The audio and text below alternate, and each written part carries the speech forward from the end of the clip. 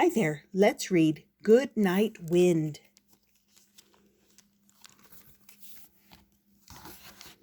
This is about the wind in the winter.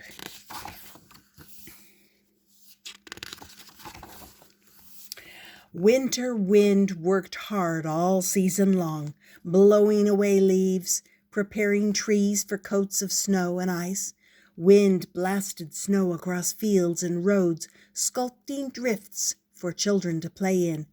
Whoosh! Now wintertime was almost over. The tired wind shuffled into town, searching for a place to rest. With long, cold fingers, wind tapped at windows of cozy homes, but inside the people only shivered and drew their blankets closer.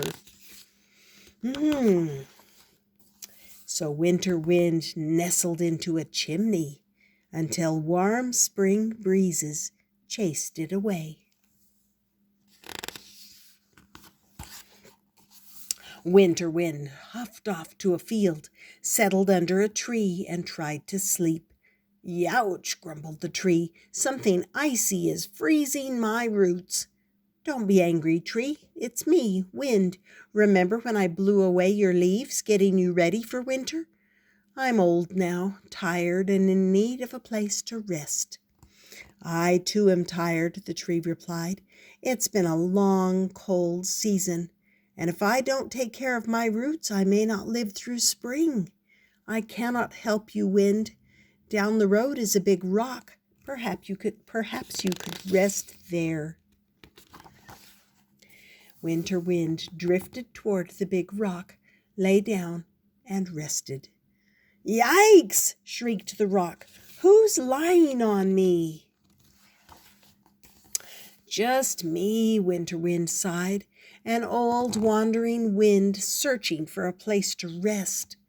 "What?" exclaimed the rock. "You can't just throw yourself on someone like that.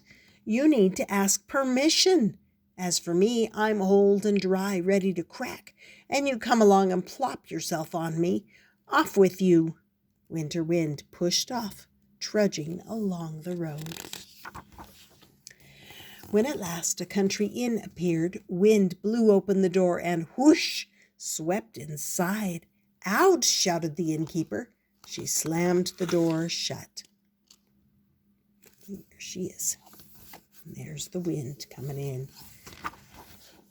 Angry, Winter Wind blasted out across the fields, crying like a child, howling like a dog, wailing like a cat.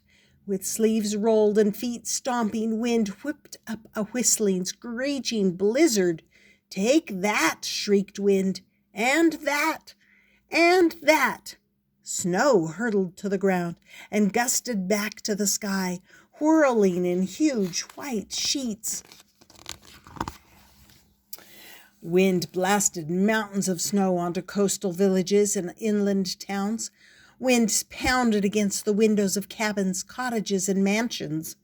Shutters closed, doors slammed, all around darkness fell, but not a soul could sleep. In a small mountain cabin, a frightened little boy cried and cried.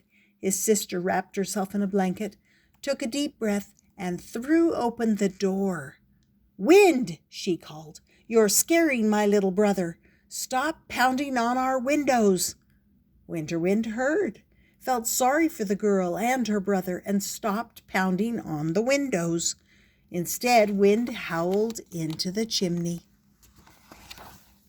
The little boy cried louder. His sister ran to the fireplace, peered into the chimney, and shouted, "Stop!" But Winter Wind blew snow in her face.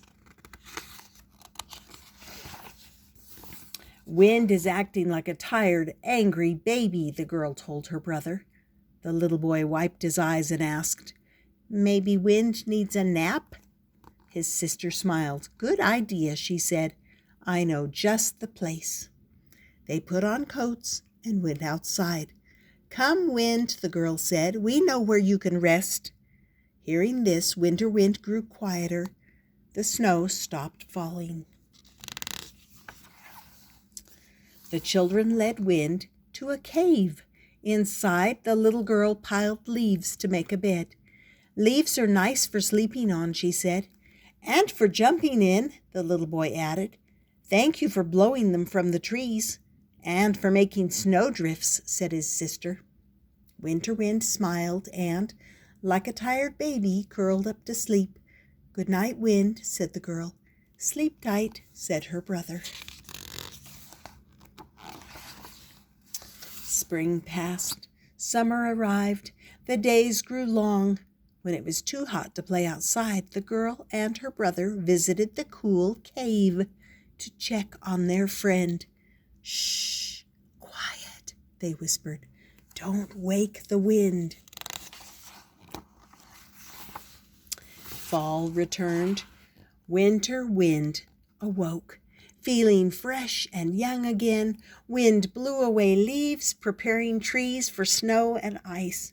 And when winter came, Wind blasted snow across fields and roads, sculpting drifts for children to play in. Whoosh! And that was called Good Night Wind. Hope you enjoyed it and that you subscribe and come back often. We'll see you next time here on Stories with Grandma.